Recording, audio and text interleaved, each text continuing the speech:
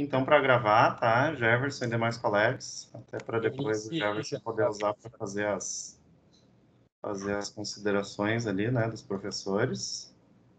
Ah, já está gravando. Alguém já... Eu iniciei a gravação já. Ah, tá, ok. Obrigado. Obrigado. Então tá. Então, bom fim de tarde aí a todos, né, uma boa noite. A gente está aqui reunido para fazer a defesa de trabalho de conclusão de curso do Jefferson. Jefferson, tu poderia compartilhar aí a tua tela conosco?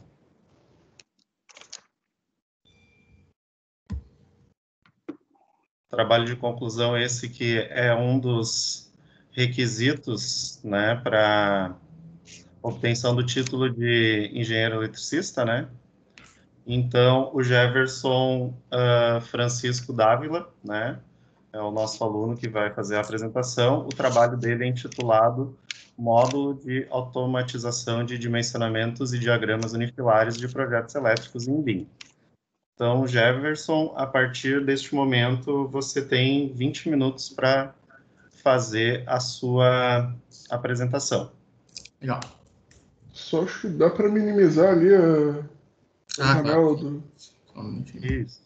Dá. Ok. Começando a contar agora, então, Jefferson. Então tá.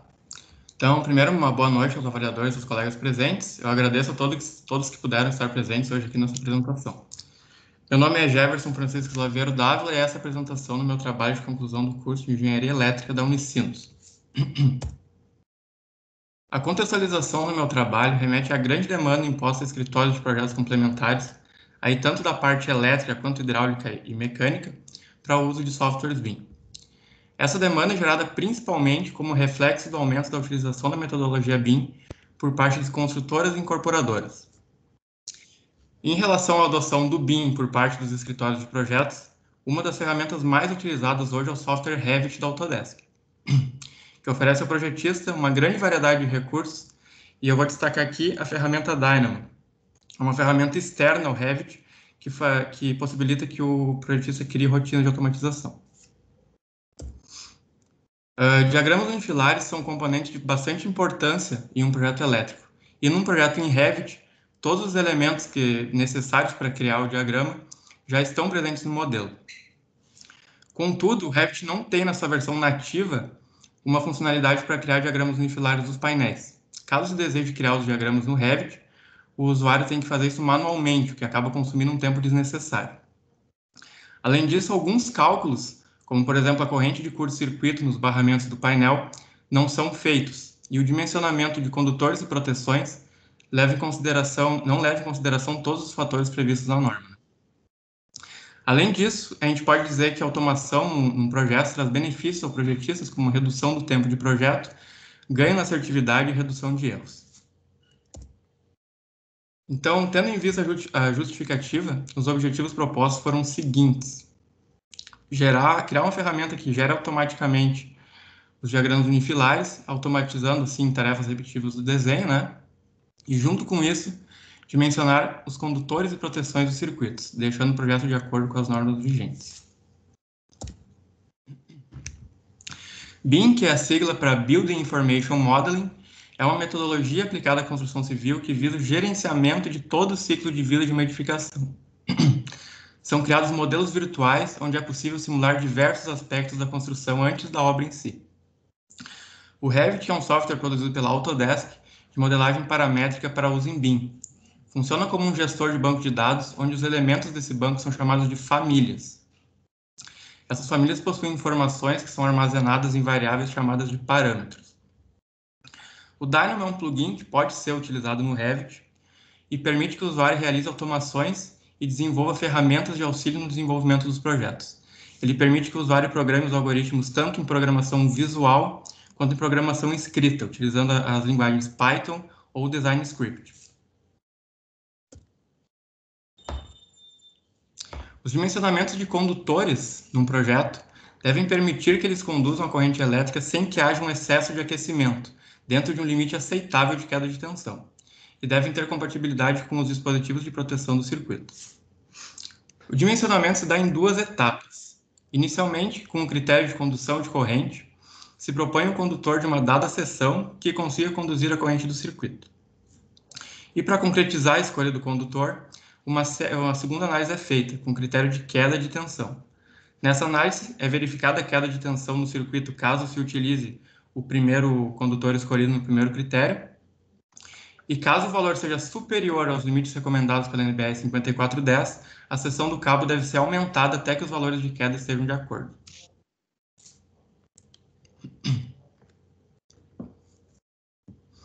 Os condutores devem possuir proteções contra sobrecargas no circuito e curto-circuitos, né? Os cálculos que definem o valor nominal da corrente de proteção contra sobrecargas devem situar esse valor entre a corrente de projeto calculada para cada circuito e o valor da capacidade de condução do condutor. A proteção contra curtos circuitos procura proteger os cabos e ligações dos efeitos térmicos e mecânicos que ocorrem quando as altas correntes do curto-circuito estão presentes no sistema. Para acontecer efetivamente essa proteção, a corrente nominal de proteção de curto-circuito do dispositivo deve ser igual ou superior ao valor de curto presumido no ponto de atuação, ou seja, ali no barramento do painel. Diagramas unifilares no projeto elétrico, eles têm dois objetivos, né?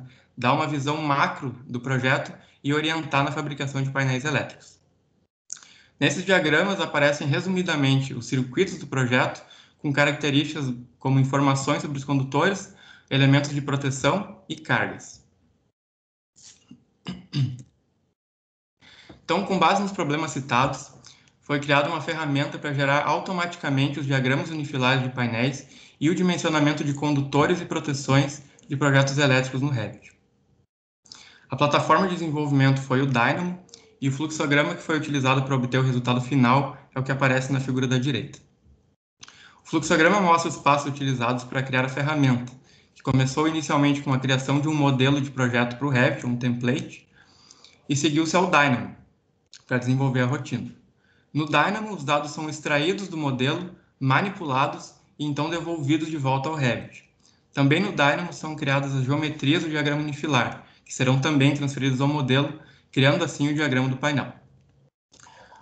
O fluxo de informações, então, ele acontece do Revit para o Dynamo e depois do Dynamo para o Revit de volta.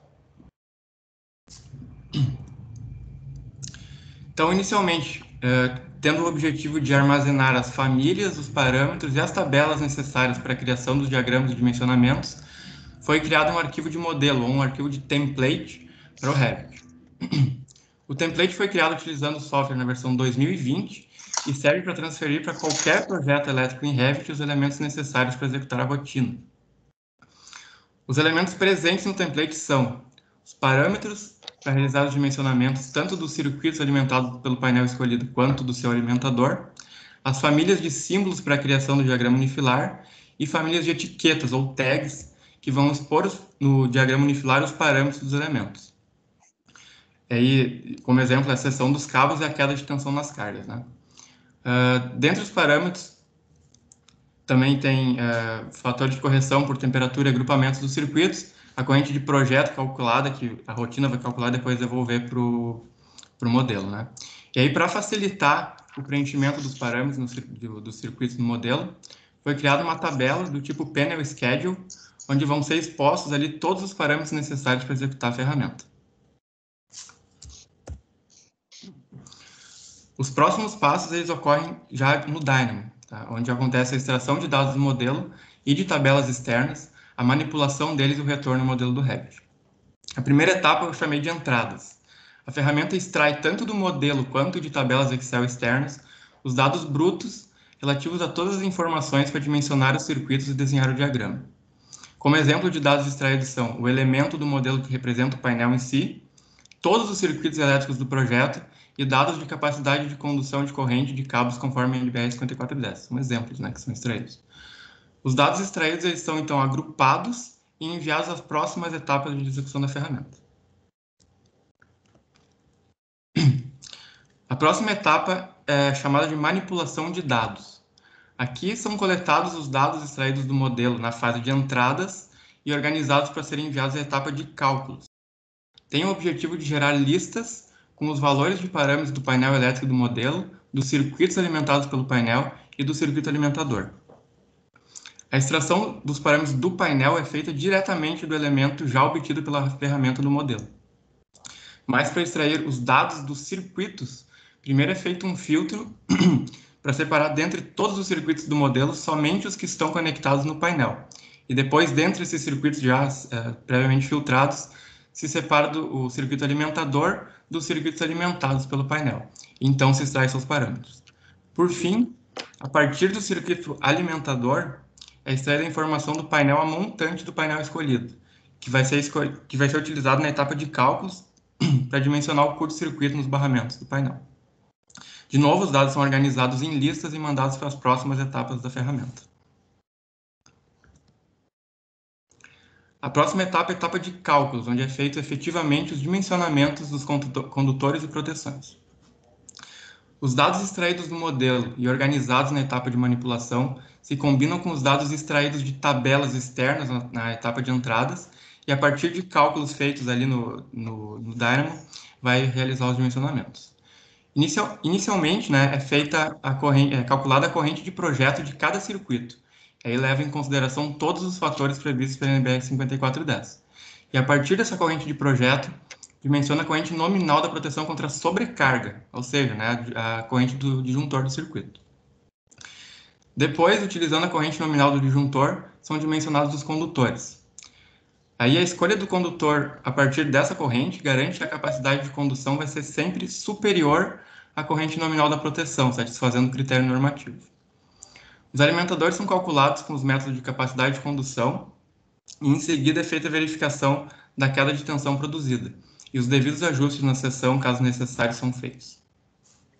Também é feito o dimensionamento da corrente de curto-circuito presente nos barramentos do painel. E aí esse cálculo do curto-circuito ele leva, entre outros parâmetros, a corrente de curto presumida no painel montante e o comprimento do alimentador. E aí, de novo, após gerar esses cálculos, né, os valores obtidos são organizados em listas e enviados às próximas etapas. As próximas etapas realizam a transferência dos dados calculados para o modelo. Inicialmente, numa etapa chamada atribuição de valores calculados aos elementos do Revit, são retornados ao modelo os dados de dimensionamento. Essa etapa tem grande importância no processo BIM, já que ele garante a consistência de informações dos elementos do modelo, caso este seja exportado para outras plataformas, né? E aí, dentre os parâmetros preenchidos, estão a seção dos condutores nos circuitos, o valor da corrente de curto do painel, né, e um texto explicando o método predominante de dimensionamento dos condutores. A seguir são realizados os passos para desenhar o diagrama unifilar no modelo. O desenho é feito em duas etapas. Inicialmente é feito no Dynamo uma base dos desenhos, aí é feita uma linha que é feita em função do número de circuitos do painel e é criado os pontos de inserção das famílias depois dos elementos do diagrama. A geometria, né, do Dynamo consiste nessa linha e nos pontos de inserção. Em seguida, a rotina vai criar as geometrias do diagrama no modelo já. Inicialmente, ela cria no modelo uma vista do tipo Drafting View, ou seja, uma vista de desenho, né, para acomodar o diagrama. Na vista criada, a rotina desenha a linha correspondente ao barramento do diagrama, tendo já como base a geometria criada no Dynamo, e nos pontos antes definidos, vai criar as famílias dos disjuntores, condutores e cargas do painel. E nessas famílias criadas, a ferramenta também atribui os valores calculados na etapa de cálculos. Por fim, a rotina cria as etiquetas ou tags ao lado de cada elemento. Após a criação da ferramenta, foram feitos os testes para comprovar seu correto funcionamento. E aí foram feitos dois testes. Uma verificação do funcionamento da ferramenta num projeto de exemplo, colocando à prova todas as funcionalidades, né, e com o objetivo de assegurar a ferramenta pode ser executada em qualquer projeto elétrico do Revit e verificar os benefícios que a rotina pode trazer. A ferramenta foi enviada a voluntários para testá-los. Inicialmente, foi criado um projeto de exemplo, utilizando o template desenvolvido anteriormente. Nesse projeto, conforme mostra a topologia na figura ao lado, foram criados dois painéis, denominados painel 1 e painel 2. O painel 1 é alimentado pelo painel 2 e alimenta 6 circuitos, com características variadas. Nessa figura da tela, é possível ver os parâmetros dos circuitos alimentados pelo painel preenchidos na Panel Schedule. As colunas em amarelo são preenchidas pelo usuário, em verde pelo Revit, e em azul são preenchidas depois pela rotina após a execução. Também foi configurado as características de temperatura do ambiente e solo e as quedas de tensão máxima admitidas. Nessa figura ao lado, pode ser visto os parâmetros preenchidos na janela de informações de projeto, ou Project Information do Revit. Os parâmetros do circuito alimentador do painel 2 foram preenchidos do circuito alimentador e do painel 2, né, foram preenchidos na janela de propriedades do Revit, após selecionar os elementos. A figura da esquerda mostra o preenchimento dos parâmetros do alimentador e a direita do curto-circuito presumido no painel 2. E aí o teste que foi realizado depois foi criar o diagrama unifilar do painel 1. Depois de criado o projeto de exemplo, foi executada a rotina do Dynamo. Antes da execução, foram configuradas as entradas no Dynamo. E aí, conforme pode ser visto nas figuras, foi escolhido no modelo painel 1 para gerar o seu diagrama unifilar e configurados os locais das tabelas de dados externas. Após configuradas as entradas, foi feita a execução.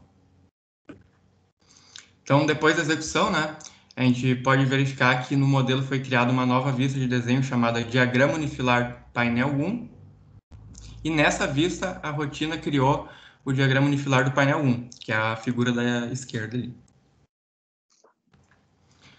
A figura na tela mostra a Panel Schedule com os dimensionamentos nas colunas azuis preenchidas. Aqui pode ser vista as correntes de projeto calculadas, as quedas de tensão, os condutores dimensionados e o método de dimensionamento utilizado para cada circuito. É comum que em processos BIM maduros, o modelo de projeto seja exportado para outras plataformas, em outros formatos de arquivo. Essa exportação não leva os elementos anotativos, como é o caso do diagrama unifilar. Portanto, o preenchimento dos parâmetros calculados pela rotina diretamente nos elementos do modelo garante que essas informações não serão perdidas nas etapas seguintes à construção, né, aumentando assim a assertividade do modelo em todo o ciclo de vida da edificação. Os dimensionamentos também garantem que os condutores e proteções estão de acordo com as normas. A segunda etapa de testes foi feita para comprovar a funcionalidade da ferramenta em qualquer projeto elétrico no Revit e de obter dados de usuários relativos à sua performance. Para realizar os testes, foram selecionados 10 voluntários, todos projetistas profissionais, com diversos níveis de experiência em projetos elétricos e em Revit.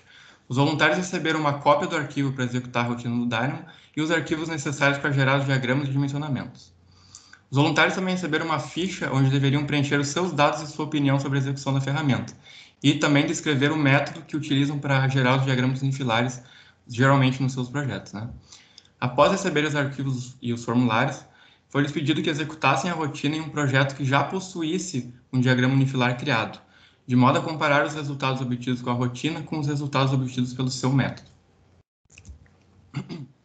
Depois de realizados os testes, né, os dados das fichas de avaliação foram compilados.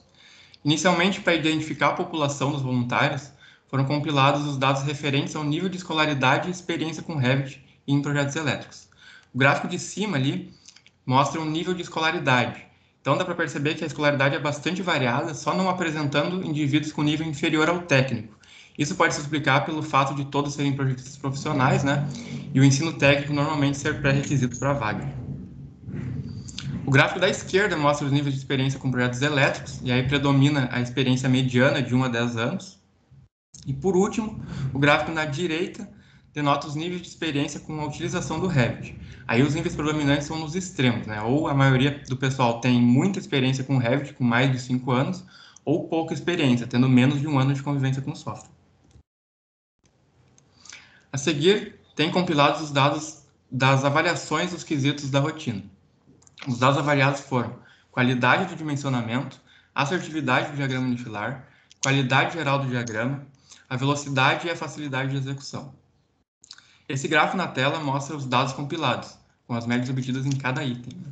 Percebe-se então que a maioria dos quesitos avaliados obteve uma média superior a 9 pontos, que mostra uma boa satisfação dos usuários.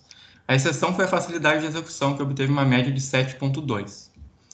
Tendo isso em vista, a gente conclui que a ferramenta gerou resultados positivos na população que realizou o teste.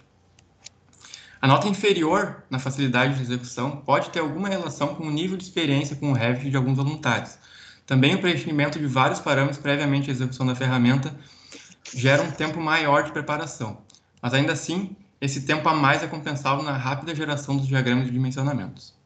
Em relação aos métodos utilizados para gerar diagrama, a maioria dos voluntários citou que utiliza ferramentas CAD para painéis pequenos, normalmente criando os diagramas em um arquivo separado e linkando no modelo. Painéis maiores ou diagramas gerais da edificação do sistema normalmente são feitos em ferramentas específicas. Então, levando em consideração a metodologia proposta e os testes realizados, considera-se que os objetivos foram completamente atingidos.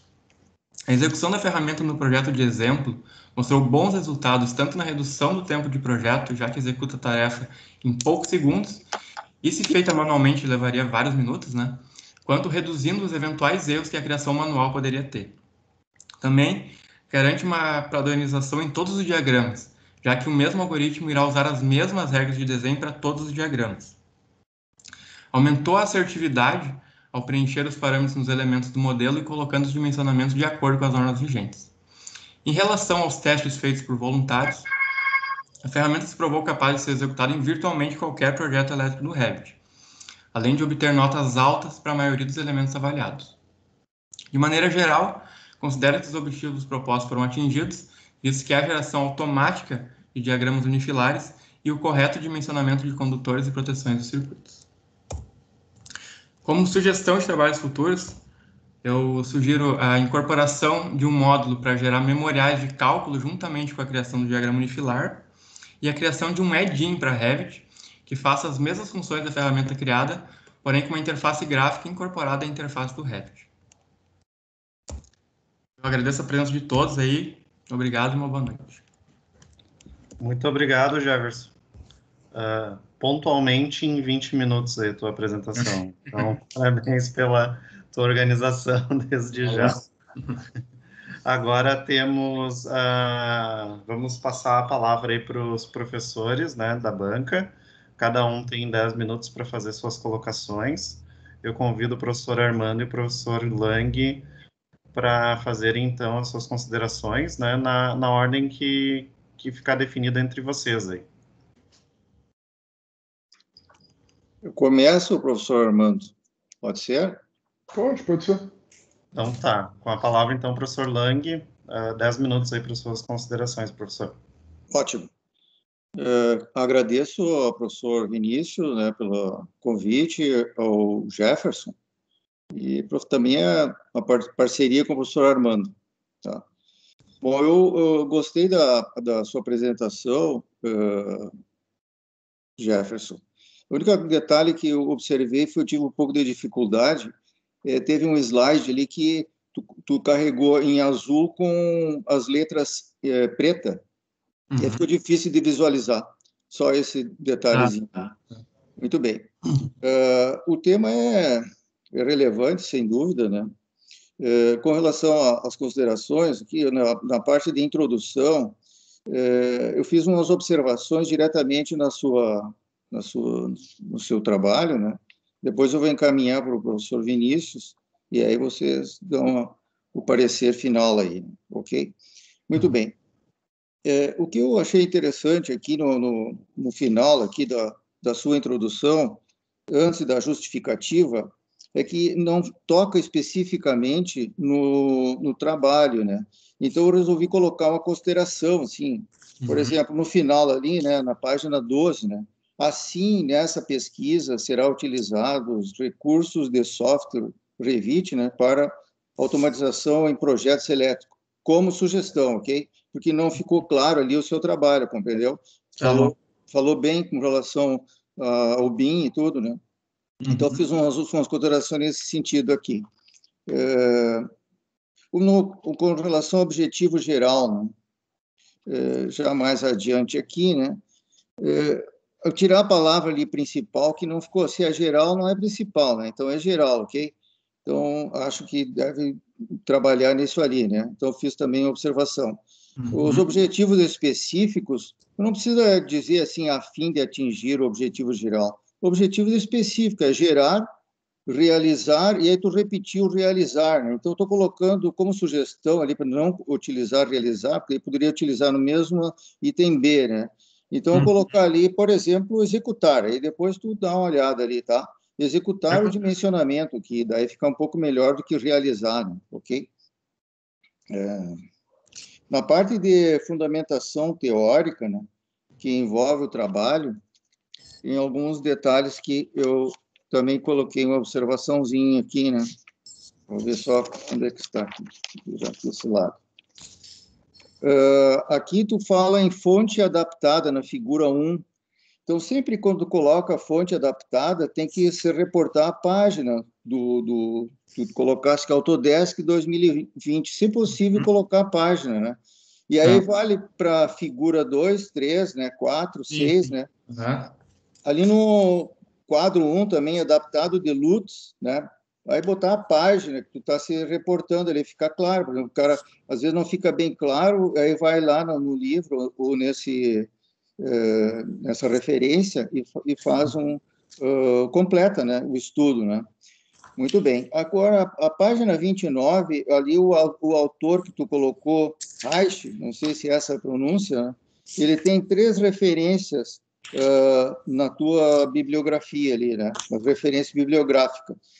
2011, 2013 e 2016. Eu acredito que na página 29, tu repetiu 2011, ou 2013 e 2011, que ficou faltando, tá? Tá. Já na página 48, a mesma, assim, tópico, né? Com relação à fonte. Aí coloca a fonte Cotrim, né? 2001. Botar a página do Cotrim, mesmo se referência do Nisker, né? Também nesse sentido aí. Então, são apenas pequenas adaptações, certo? Com relação à metodologia, tu gosta de repetir na mesmo parágrafo algumas palavras, né? Então, evita isso aí. Tem o corretor do Word, facilita e nos ajuda, né? Então, por exemplo, na metodologia, tu coloca 2 vezes a palavra fim de. Então, é substituir, né? Coloquei sugestão também. Na página 64, tu coloca a figura, e aí tu já passa da família, da primeira família, completa ali, coloca a figura 15, e logo em seguida a segunda família. Sempre é bom, ao término de um texto, né, de uma referência, de uma figura, principalmente, completar com umas 2 linhas falando sobre essa figura, né? Senão ela ficou muito solta ali, né? Entendeste? Então, esse é com relação à família. Na página 79, ficou em dúvida comigo, eu pensei que tu fosse falar agora aqui na tua apresentação. A página 79 sempre começa com menos 1,5. O que significa? Isso realmente eu procurei, tentei achar ali. Tu faz esse detalhe, mas não esclarece, né? Não sei se é de projeto ou alguma coisa que... No ponto inicial, tu diz? Na página 79, mas eu anotei ali para ti, tá? Depois eu anotei tudo ali, né? Bom, na página 101, né, tu comenta sobre o gráfico 1, o percentual de pessoas de ensino médio. Ele não aparece ninguém do ensino médio. Depois, na tua apresentação, tu fala que as pessoas de nível técnico. Então, não precisa colocar ali ensino médio na página 71, né? Aliás, na página 101. Na página 101 tem aquele gráfico, né? Tem 40%, 30% e 30%. Aí coloca ensino médio, não tem nada, não aparece ensino médio no gráfico, né? Eu acho que não seria interessante colocar. Se não aparece, né? Não colocaria. Então, outro detalhe, essas pessoas que você consultou são todas da mesma empresa? Não. Não, porque os dados podem estar viciados, né? Estão todos na mesma empresa, daí pode gerar alguma parceria nesse caso, né? Aqui eu também coloquei alguma observaçãozinha, né? Carregou um pouco aqui no sentido, né? Não são identificados voluntários com nível técnico abaixo, com ensino abaixo do técnico, né? Então, eu coloquei como sugestão ali, não participar do processo pessoas sem alguma formação técnica, que eu acho que até fica melhor, que abaixo do nível técnico. Conheço muito técnico que não tem nível assim médio, de ensino médio, né? E são bons técnicos. Mas fica a teu critério aí, ok? Aqui, depois tu coloca aqui na página 103, tá? Um detalhe que me chamou a atenção. Deixa eu ver aqui, ferramenta específica completa com uma página 103. Bom, aqui na ferramentas específicas, no finalzinho aqui, ó, ferramentas específicas, que tu coloca aqui, o texto todo ele é assim, centro de distribuição, sendo assim diagramas unifilares maiores, como o diagrama geral das instalações elétricas do empreendimento, normalmente são gerados utilizando as ferramentas específicas. Seria interessante colocar um exemplo de que ferramentas específicas são essas, entendeu? Que ficou meio aqui, quais são as ferramentas que são usadas aí, entendeu? Para fazer um comparativo. Aqui já agora nas considerações finais, né? Nós temos, eu coloquei aqui, não se faz esse levando em consideração, né? Coloca em consideração direta, né? Seja mais objetivo, que a objetividade é tudo para nós, né? E aqui depois tu coloca assim, ó, o objetivo geral proposto foi atingido. Não, foi atendido, né? Tu está fazendo uma proposta, né? Foi atendido, de acordo com as especificações que tu propôs no início do trabalho, né? Então, eu fiz essas considerações aí, né? Outra palavra que aqui, quando tu comentasse, né? No que tange, né? O teste realizado, né? Então, isso aí também quase não se utiliza, isso aí quanto ao teste, né? Quanto ao teste que foi feito, né? Então, outra palavra aqui que também não soa bem, né? Acaba compensando, foi, por exemplo, compensado, né? Aliado a isso, aí fica mais objetivo, a ferramenta, direto, não te coloca aliado a isso, a ferramenta para ficar mais técnico e objetivo, né? Ou então coloca, por exemplo, desta forma. Em síntese, a apresentação foi boa, o trabalho, de uma certa forma, requer um pouco de conhecimento do software, sem dúvida, né? Como tu detalhaste aí, e, em princípio, foi bom. É isso que eu tinha para te falar, Jefferson. Então tá, professor Lang, agradecemos aí seu aceite para participar da banca aí do Jefferson e também pelas suas considerações aí, com certeza a gente vai dar uma olhada aí com carinho aí nessa próxima semana aí para fazer as correções indicadas. Vamos passar então agora a palavra para o professor Armando. Professor Armando, 10 minutos para suas considerações também, por favor. Ok. Então, primeiramente, obrigado, professor Vinícius e Jefferson, né, pelo convite para participar da banca. Concordo com o que o professor Lang comentou quanto ao texto ali, né? Eu também fiz as minhas considerações, vou enviar ali para o professor Vinícius, ele te encaminha. Além dessas que ele falou, eu percebi que tem várias partes que ficou meio repetitivo, né? Principalmente essa questão de atingir o objetivo, atingir os objetivos, né? Ficou bem... Acabava quebrando um pouco a leitura do texto, né? Porque tá lendo, mas eu já li isso antes, né? Fica repetido, né? Fora isso, eu gostei bastante do trabalho, tanto temática, quanto texto, quanto apresentação. É uma coisa que eu acho que é interessante que tenha mais trabalhos nessa área, né? Que o pessoal normalmente, vou trabalhar com a parte de sistema de potência, vou trabalhar com a parte de projeto elétrico, e acaba deixando tudo, para que eu vou aprender programação, né? Vocês têm a parte de algoritmos e de programação por algum motivo, né?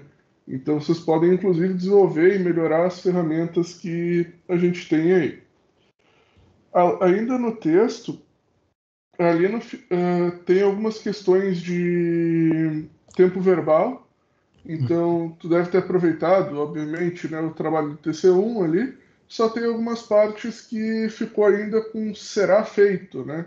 E o teu trabalho já foi entregue, então ele já foi feito, né?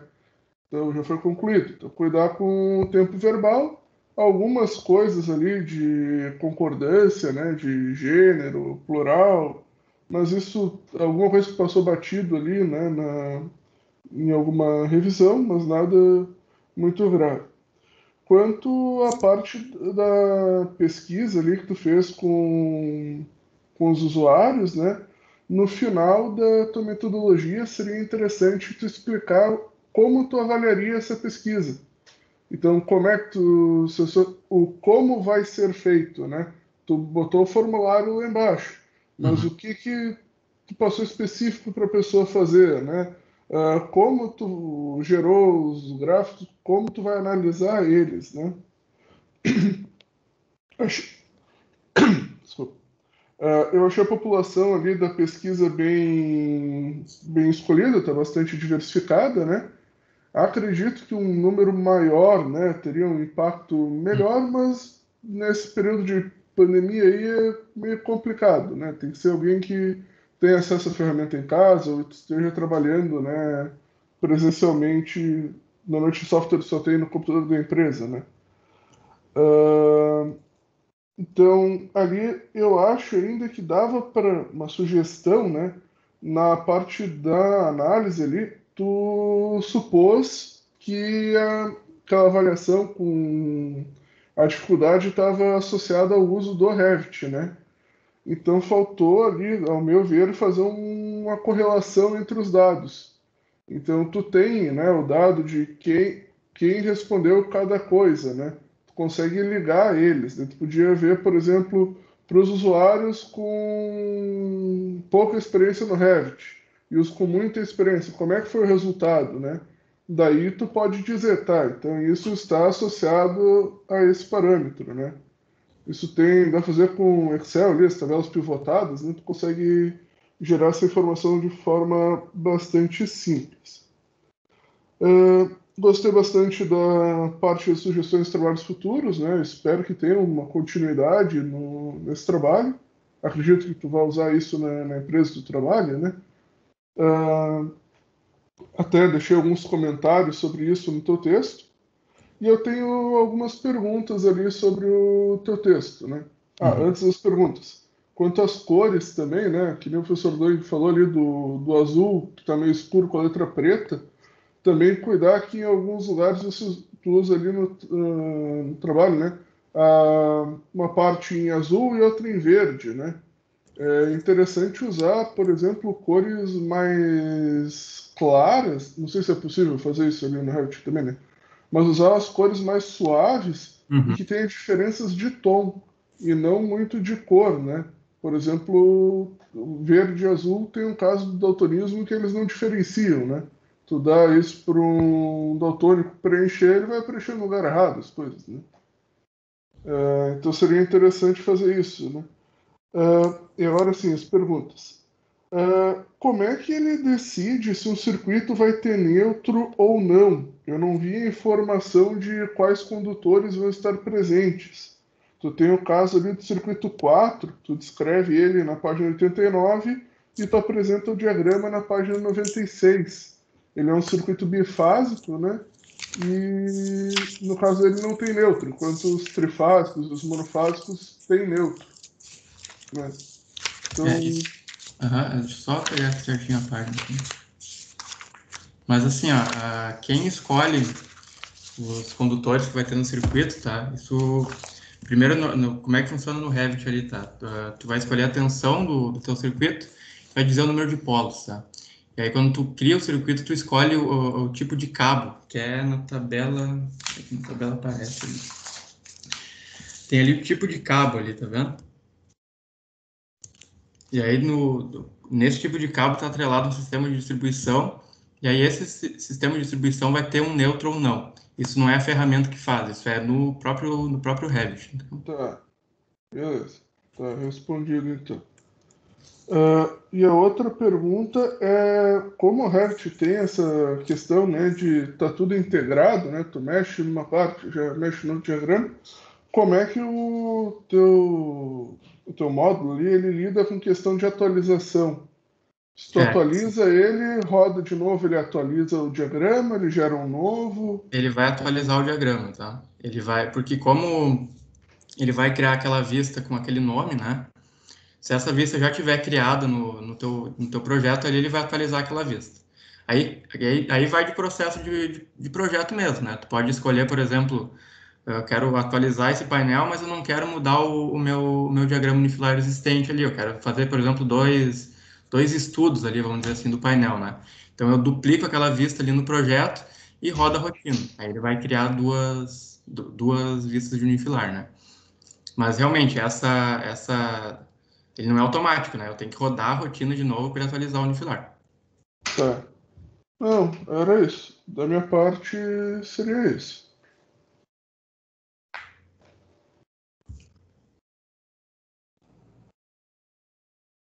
Perfeito, então, professor Armando, muito obrigado aí também pelo seu aceite em participar da banca do Jefferson e também pelas suas considerações, né? Com certeza vamos tratá-las aí com carinho aí nessa próxima semana para fazer as correções aí no texto, tá? Bom, agora eu e os professores da banca, nós vamos se dirigir ali para outra sala para deliberar a nota do Jefferson.